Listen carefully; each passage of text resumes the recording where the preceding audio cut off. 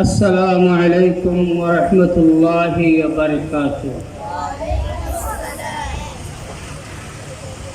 إن الحمد لله نحمده ونستعينه ونستغفره ونؤمن به ونتوكل عليه ونعوذ بالله من شرور أنفسنا ومن سيئات أعمالنا.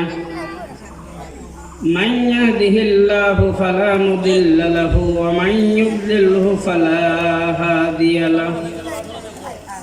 وأشهد أن لا إله إلا الله وحده لا شريك له. وأشهد أن محمدا عبده ورسوله أرسله بالحق بشيرا ونذيرا وداعيا إلى الله بإذنه وسراجا منيرا. أما بعد فقد قال الله تبارك وتعالى في كلامه المجيد والفرقانه الحميد: أعوذ بالله من الشيطان الرجيم. بسم الله الرحمن الرحيم. ألف لام ميم. تلك آيات الكتاب الحكيم هدى ورحمة للمحسنين الذين يقيمون الصلاة ويؤتون الزكاة هم بالآخرة هم يوقنون أولئك على هدى من ربهم وأولئك هم المفلحون. ومن الناس من يشتري لهو الحديث ليضل عن سبيل الله بغير علم ويتخذها هزوا أولئك لهم عذاب مهين. إن الله وملائكته يصلون على النبي يا أيها الذين آمنوا صلوا عليه وسلموا تسليما.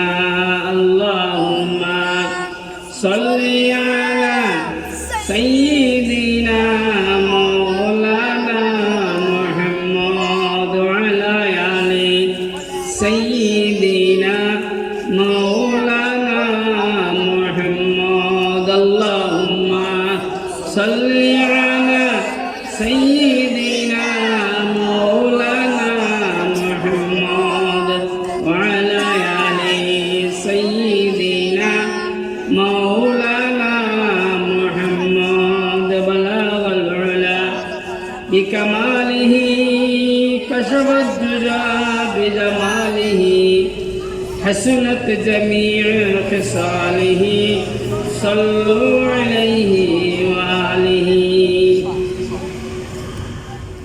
উপস্থিত আজকের এই তওয়াক্কুলি হাফিজিয়া ইবতিদায়ী মাদ্রাসা আজকের এই জলসার উক্ত মাহফিলের সম্মানিত সভাপতি, উপস্থিত মাদ্রাসার উস্তাদুল কেরাম, আসাতিজা কেরাম, উপস্থিত মাদ্রাসার ছাত্রছাত্রী ভাইরা, আমরা প্রথমে মহান রব্বুল আলমিনের দরবার শুকরিয়া আদায় করি যে মহান রব্বুল আলমিন আপনারে আমারে এই মাদ্রাসার পবিত্র স্থানে আসার এবং বসার তৌফিক দিয়েছেন। সেই মহান রব্বুল আলমিনের দরবার আমরা শুকরিয়া আদায় করি আলহামদুলিল্লাহ। আমি আপনাদের সামনে কোরআনুল কারীমের একটা সূরা, এই সূরার নাম হলো সূরা লুকমান।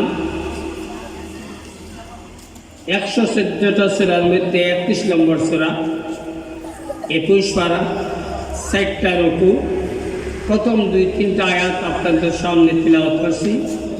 চেষ্টা করুন এই আয়াতের আলোকে আপনাদের সামনে 2-1টা কথা রাখা। যদি আল্লাহ রাব্বুল আলামিন তৌফিক দান করেন, ওমা তৌফিকি ইল্লা বিল্লাহ।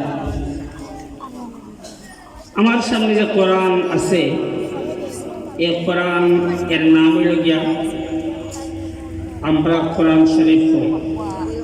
আল্লাহ কোরআনে বলেছেন বাল হুয়া কুরআনুম মাজিদুন ফি লাওহিন মাহফুজ। আল্লাহ কোরআনে বলেছেন কোরআন নাম হলো কোরআন মাজিদ। আমি যে সূরা আইছি, সূরা ইয়াসিন মধ্যে আল্লাহ রাব্বুল আলামিন বলেছেন কোরআন হাকিম। অন্য আয়াতে বলেছেন কোরআনের নাম হলো কোরআনুল কারীম।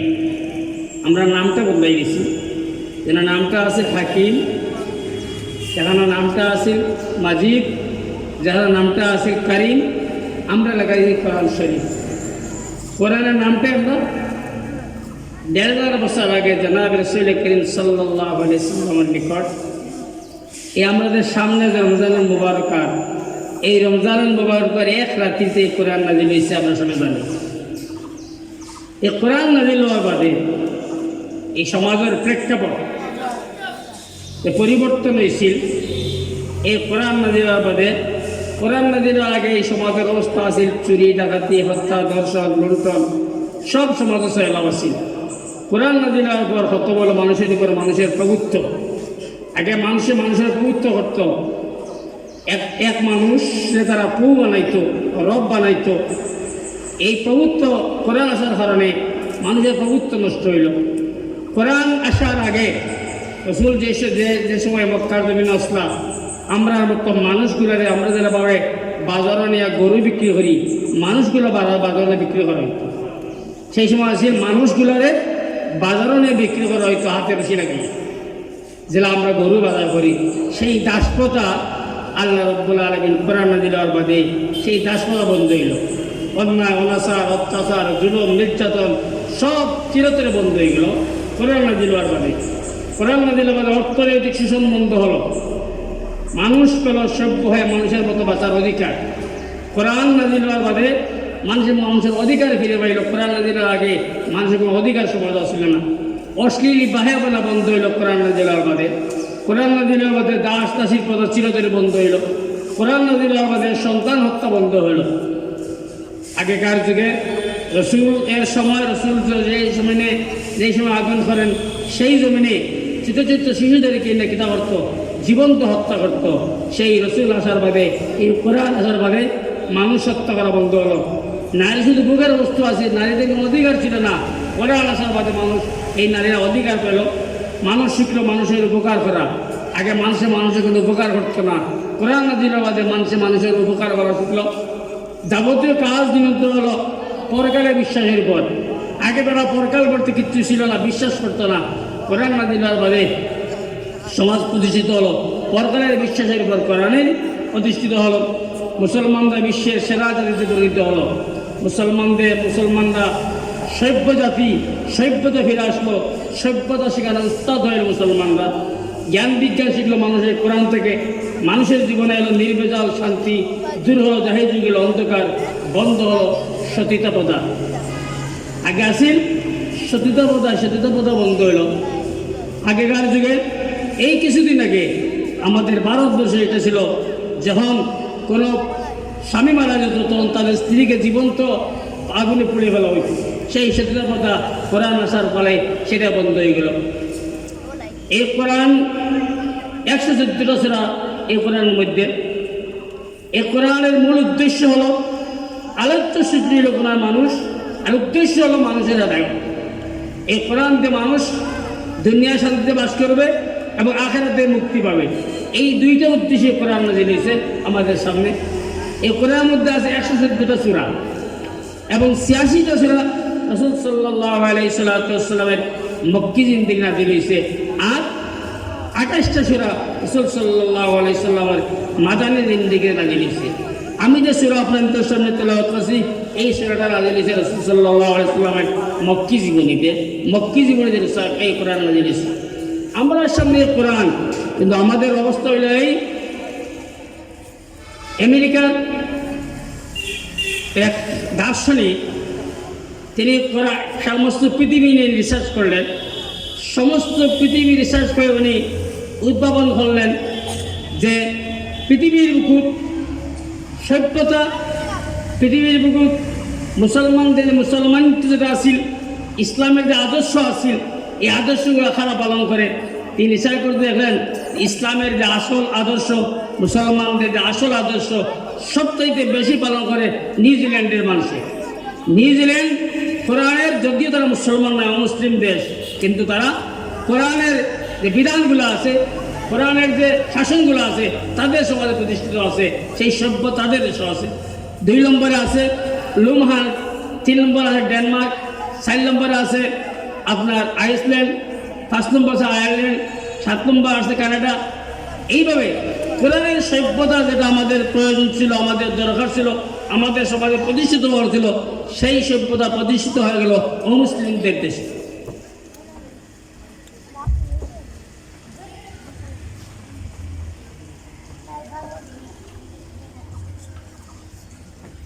কোরআনের সভ্যতা সেই প্রতিষ্ঠিত হয়ে গেল অমুসলিমদের দেশে।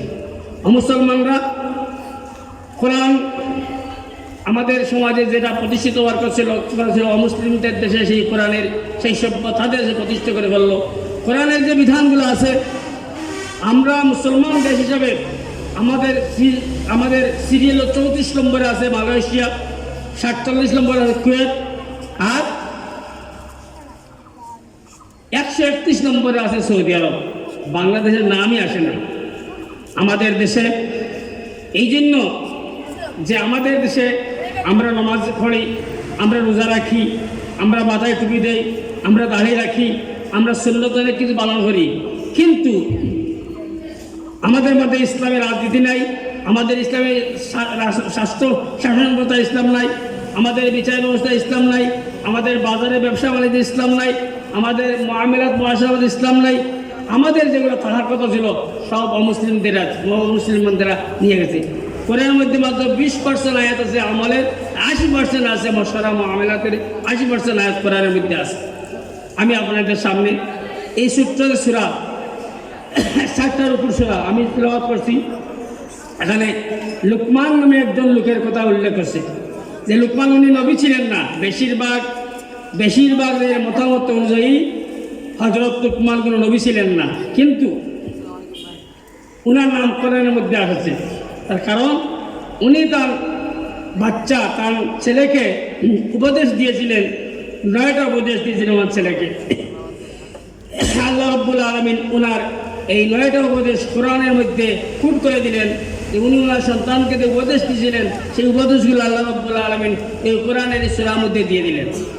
লুকমান এমন এক ব্যক্তি ছিলেন, উনি দেখতে ছিলেন খাটো, উনি চেহারা ছিল খুব বিশ্রী, দেখার মধ্যে চেহারার মধ্যে খুব বিশ্রী ছিল, তার ঠোঁটগুলো খুব উলট পালট ছিল, উনি দেখতে কোনো সুন্দর ছিলেন না, দেখতে খুব কালো ছিলেন। আর পৃথিবীর বুকে 3 জন কালো মানুষ যারা সব চাইতে আপনার আদর্শগত দিক দিয়ে উত্তম ছিলেন, এর মধ্যে একজন ছিলেন হযরত বেলাল রাদিয়াল্লাহু তাআলা আনহু, 2 নম্বরে ছিলেন মুআজ, হযরত ওমর রাদিয়াল্লাহু তাআলা আনহু কৃতদাস, আর 3 নম্বরে ছিলেন লুকমানও ছিলেন কৃতদাস। হযরত লুকমান ওনার মনিব, ওনার মালিক ওনাকে একটা প্রশ্ন করলেন যে লুকমান, তোমাকে একটা প্রশ্ন জিজ্ঞাসা করি, তুমি উত্তর দাও। উনি একটা ছাগল ক্রয় করে এনে ওনাকে এই ছাগলকে জব করে ওনার কাছে দিলেন, দিয়ে বললেন এই ছাগলের মধ্যে উৎকৃষ্ট জিনিস কোনটা তুমি বাইরে আমাকে দেখাও। এই ছাগলের মধ্যে উৎকৃষ্ট জিনিস কোনটা তুমি এটা বাইর করে দেখাও। উনি ছাগল নিলেন, নিয়ে ছাগলের কাছ থেকে 1 টুকরা কলিজা, হৃৎপিণ্ড আর জিহ্বাটুকু আনিয়া ওনার সামনে হাজির করলেন। উনি আর একটা ছাগল জব করে দিলেন, এই ছাগলের মধ্যে নিকৃষ্ট বস্তু কোনটা তুমি নিয়ে আসো। উনি এই জবাকৃত ছাগল নিয়ে গেলেন এবং নিকৃষ্ট বস্তু হোক কলিজার টুকরা আনলেন এবং জিহ্বা আনি ওনার সামনে ধরলেন। ওনার মনিব বললেন যে উৎকৃষ্ট জিনিস তুমি জিহ্বা দিলা, আবার নিকৃষ্ট জিনিস তুমি জিহ্বা দিলা, উৎকৃষ্ট জিনিস কলিজা দিলা, নিকৃষ্ট জিনিস কলিজা দিলে তার কারণ কি? তিনি বললেন আমি উৎকৃষ্ট জিনিস যেটা দিছি এটা যতক্ষণ পর্যন্ত শরীরের মধ্যে ভালো থাকবে ততক্ষণ পর্যন্ত মানুষ ভালো থাকবে, আর যে সময় এটা শরীরের মধ্যে পছন্দ করবে তখন অনুরূপভাবে যতক্ষণ পর্যন্ত আপনার হৃৎপিণ্ড ভালো আছে ততক্ষণ পর্যন্ত আপনি ভালো আছেন, আর যতক্ষণ পর্যন্ত আপনার হৃৎপিণ্ড নষ্ট হবে তখন আপনি শরীরটা নষ্ট হয়ে যাবে। আল্লাহ রাসূল সাল্লাল্লাহু আলাইহি ওয়াসাল্লাম হাদিস, ইন্না ফি জাসাদে লামুদগাতান ইযা সালাহাল জাসাদু কুল্লুহু ওয়া ইযা ফাসাদাল জাসাদু কুল্লুহু ইলা ওয়াহিয়াল কলব। আল্লাহ রাসূল সাল্লাল্লাহু আলাইহি ওয়াসাল্লাম এই বিষয়টাই এই হাদিসের মধ্যে আনছেন যে কলবই হলো আসল, যদি কলবের মধ্যে পছন্দ করে তো সমস্ত শরীর পছন্দ হবে। সুতরাং হযরত লুকমান এমন এক ব্যক্তি ছিলেন যিনি রাস্তায় যখন হাঁটতেন তখন গাছ ওনাকে ডেকে ডেকে বলতো যে আমি এই রোগের ঔষধ, আমি এই রোগের ঔষধ, আমি এই রোগের ঔষধ। গাছ ডেকে ডেকে বলে দিত যে আমি এই রোগের ঔষধ।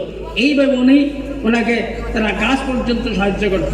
আল্লাহ রাব্বুল আলামিন কোরআনুল মাজিদের মধ্যে এই লুকমান হাকিমের কথা এইভাবে খুব করলেন, এমনভাবে খুব করলেন যে উনি তার বাচ্চাদেরকে যে নসিহত করে দিলেন, 9টা নসিহত আল্লাহ রাব্বুল আলামিন কোরআনের মধ্যে এই তার নসিহতগুলো তিনি আল্লাহ রাব্বুল আলামিন দিয়ে দিলেন যে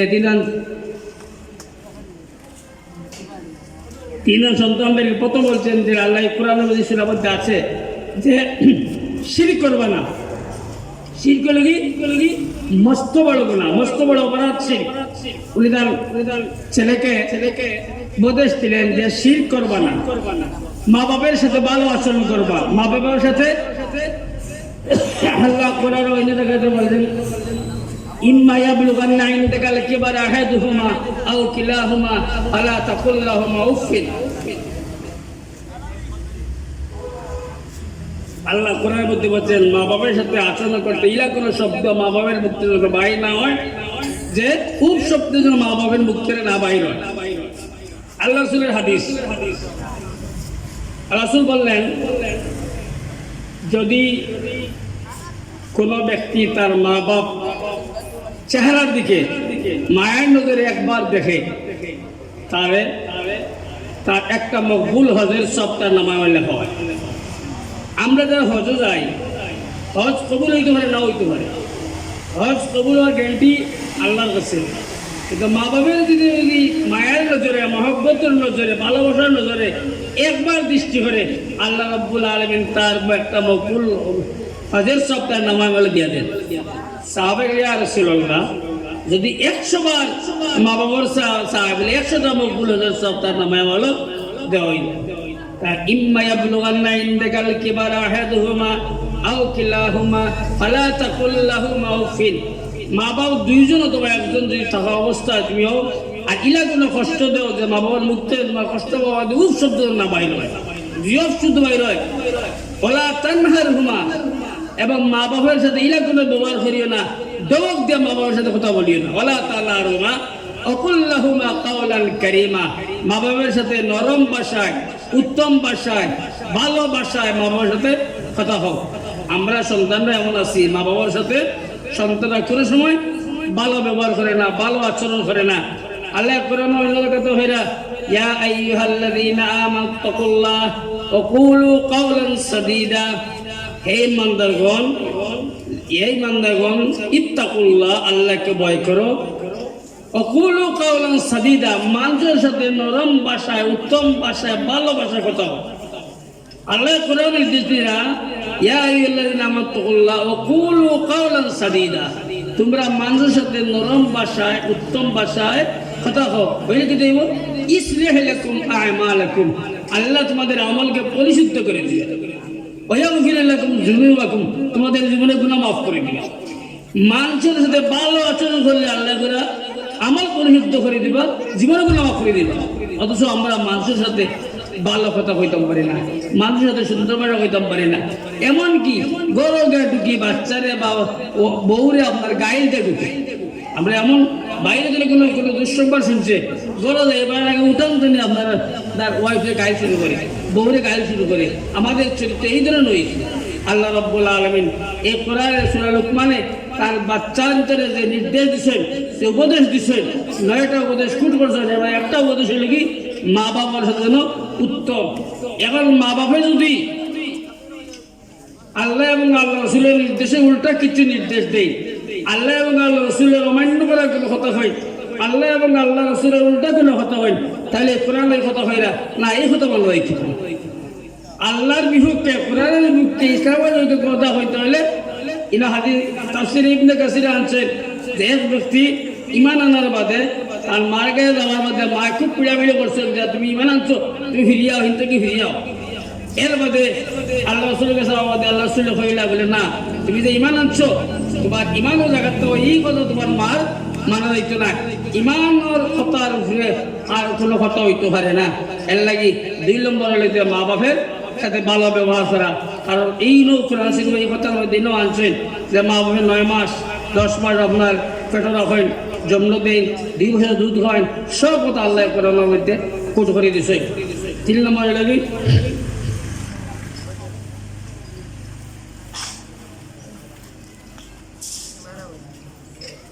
নির্দেশ দিলা যদি কোনো জিনিস ফাতরের ভিত্তিতে তোমার দুনিয়ার আসমানের কোনো কিছু লুকাই থাকে, একবারে সরিষার দানা হয়তো খালি কিয়ামতের দিন ময়দানে এটাকে দইব আপনার উপস্থাপন করা হবে। কিয়ামতের ময়দানও এবারে সরিষার দানা যত লুকাও না খানে, যত লুকাইয়া গুণাও করে না খানে, খালি কিয়ামতের ময়দান সরিষার দানা পর্যন্ত হইল, খালি কেনা হইলো এটা আপনার উপস্থাপন করা হইব। এর বাদে নিয়ে দিলে হ্যাঁ পুত্র নামাজ প্রতিষ্ঠা করো, শেষ লাগে আকিমুস সালাত, নামাজ প্রতিষ্ঠা করো। নামাজের নির্দেশ সব জায়গা নামাজ এমন, আমরা তো নামাজ এখন 4 রকম বানাই দিছি, আমরা 5 ওয়াক্ত নামাজের সুযোগ নাই, আর ফজরের নামাজ মসজিদ খালি, বাকি 4 ওয়াক্ত কিছু যায়। ওই যে ফাওয়াইলুল মুসাল্লিন এই কথা বলছেন, ওই সমস্ত মুসল্লিদের জন্য ওই যারা নামাজও গাফলতি করে, অলসতা করে। আগে মাঝে একটা হইল কি যে আমরা সাহুনে শব্দের অর্থ মানছেন যে যে নামাজ 4 ওয়াক্ত লেখক পড়ে, নামাজ খেলাধুলা পড়ে, বুঝিয়া পড়ে না, যে সেরাগুলা পড়ে তার সহিশুদ্ধ নাই, নামাজের উপশুদ্ধ ঠিক নাই। এই কথাগুলোর মধ্যে এটা হয়েছে যে আমরা নামাজ কেউ 3 ওয়াক্ত মাঝে 5 ওয়াক্ত 3 ওয়াক্ত পড়ে, কেউ 4 ওয়াক্ত পড়ে, কেউ 2 ওয়াক্ত পড়ে, নামাজ পড়ে না এটা কথা নাই, নামাজ পড়ে কিন্তু এমন নামাজ পড়ে তার 5 ওয়াক্ত নামাজ তার পড়ার সুযোগ হয় না। আর 7 নম্বর কথা, সৎ কাজের আদেশ, অসৎ কাজের নিষেধ, ভালো কামের আদেশ এবং বাদ কামের নিষেধ। আমরা সমাজও ভালো কামের কিছু আদেশ আছে, কিন্তু বাদ কামের নিষেধ দেওয়ার মতো মানুষ নাই। কারণ মান রাআ মিনকুম মুনকারান ফালইউগাইর বিয়াদিহি ফাইন লাম ইয়াস্তাতি ফাবিলিসানিহি ফাইন লাম ইয়াস্তাতি ফাবিকলবিহি যালিকা আযআফুল ঈমান।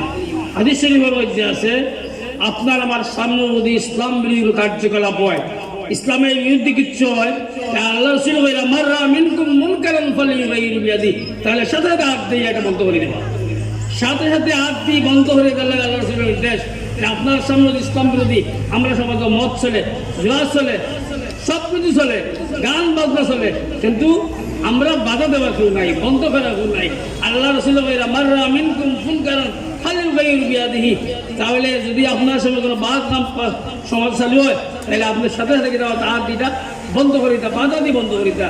ফাইন লাম ইয়াস্তাতি ফাবিলিসানিহি, আর যদি হাত দিয়ে বন্ধ করতে পারেন না, তাইলে মুখ দিয়া বাধা দিতা যে এই কাজটা ভালো নাই। এই আমরা অনেক বহুত রমজান শরীফা দেখবা সময় কাটানো হয়ে তাস খেলাইবা, সময় কাটানো হয়ে ক্যারাম বোর্ড খেলাইবা, ক্যারাম বোর্ড খেলা, তাস খেলা চাইজ নাই। আপনি রোজা রাখলা ফরজ আর করলা হারাম পান, আপনি রোজা রাখলা ফরজ রোজা রাখলা, আপনি তাস খেলাইলা, আপনি ক্যারাম খেলাইলা, অনেক খেলার জং করলা, আর আপনার নামাজ আপনার মিস গেল, আপনার রোজা রাখলা। এই রোজা রাখার ফায়দা কেটে হইলো, আপনি রোজা রাখলা ফরজ রোজা, আর খাম করলা অবৈধ, খাম করলা হারাম। সুতরাং এই অবৈধ খামগুলারে নিষেধ দেওয়ার লাগে আল্লাহ রাসূল হাদিস দিয়েছেন মান রাআ মিনকুম মুনকারান ফালইউগাইর বিয়াদিহি ফাইন লাম ইয়াস্তাতি বিলিসানিহি ফাইন লাম ইয়াস্তাতি বিকলবিহি। আমরা এই তর্জমা একটা উল্টা করে রাখিছি যে অন্তর দিকেই না ভাবে, হাদিসের ভাষায় লেগে অন্তর দিয়ে বাধা, হাদিসের ভাষায় লেগে অন্তর দিয়ে বাধা দেওয়া, আর আমরা তর্জমা করছি অন্তর দিকে না ভাবে। ফাইন লাম ইয়াস্তাতি বিলিসানিহি ফাইন লাম ইয়াস্তাতি বিকলবিহি, যারা লিসানি যাইছে ফাইন লাম ইয়াস্তাতি বিকলবিহি ওরা এক সমান হইছে। সুতরাং অন্তর দিয়ে বাধা দেওয়ার অর্থই লগিয়া যদি আপনি ডাইরে বানাইতে পারেন না, তাই কৌশল অবলম্বন করা, কোন কৌশল অবলম্বন করলে এটা বন্ধ করা হয়, এটা নবী হেকমত, এটা নবী কৌশল, এটা নবী ফাইন লাম ইয়াস্তাতি বিকলবিহি। আর এই কৌশল অবলম্বন করার কথা কইরা কৌশল অবলম্বন করে বন্ধ করার চেষ্টা করে কইরা এটা দুর্বল ইমান। এই ইমানটা হলো কি দুর্বল।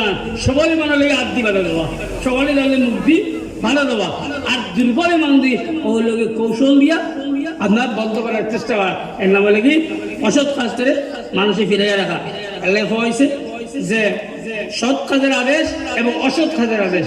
আমরা নামাজের কথা ঠিক হইতাম পারি, কিন্তু জুয়া খেলে কথা হইতাম পারি না। আমরা নামাজের কথা ঠিক হইতাম পারি, কাজ খেলে কথা হইতাম পারি না। আমরা নামাজের আদেশ দিতাম পারি, কিন্তু তারে যদি মদ খায় তাহলে বাধা দিতে পারে না। এটার খায় খাও তার তারে হইব জি না। আল্লাহ সৎ কাজের আদেশ দিয়ে অসৎ কাজ তার বাদ আমরা বাধা দেবো না হলে আপনার একটা ফরজ খাও। আমরা বাধা দিই না, কৌশলও করি না, তারে মুক্তি বাধা দিই না, কোনো অবস্থায় আমরা তার চলতে দিই। আবার আপনার আমরা বিয়া শাদী মরাজ হতো একলগে শুনি। আবার এলে আল্লাহ কোরআনও বিভিন্ন আয়াতে এগুলো কথা কইছেন। আর 8 নম্বর হলো কি আল্লাহ কোরআন শুরুয় যে কখনো অহংকার মানুষকে অবজ্ঞা করে না, অহংকার করা। আমরা সমাজে মানুষ অহংকারে মানুষ শেষ করে নিল, অহংকারে মানুষকে শেষ করে নিল, আমরা ওই তকব্বুরিয়ে শেষ করে নিল। আল্লাহ কোরআনের কারিমের মধ্যে হযরত লুকমানের তার বাচ্চারা যে নির্দেশ দিচ্ছিল, একটা উপদেশ দিলা, এগুলো একটা অহংকার না করা। আমরা মধ্যে আসলেই যারা টাকা পয়সা হয়ে গেছে, যারা একটু বড় লোক হয়ে গেছে, তার মধ্যে অহংকার ঢুকে গেছে। অহংকার পতনের মূল। আর 9 নম্বর কইছেন পৃথিবীতে চলার সময় মধ্যম পন্থা অবলম্বন করা। পৃথিবীতে চলার সময় মধ্যম পন্থা অবলম্বন করা, মধ্যম পন্থা অবলম্বন করা লাগে। হযরত লুকমানে তান আওলাদের উপদেশ দিচ্ছেন। আমি আপনাদের সামনে কোরআনুল কারীমের সূরা লুকমানের যে 3টা সূরা, যে 3 আয়াত তেলাওয়াত করলাম, আয়াতের ভূমিকা স্বরূপ কথা রাখলাম। সময় যদি শেষ, সময় থাকলে বাকি কথাগুলো আনার চেষ্টা করতে হবে। আগে দেওয়া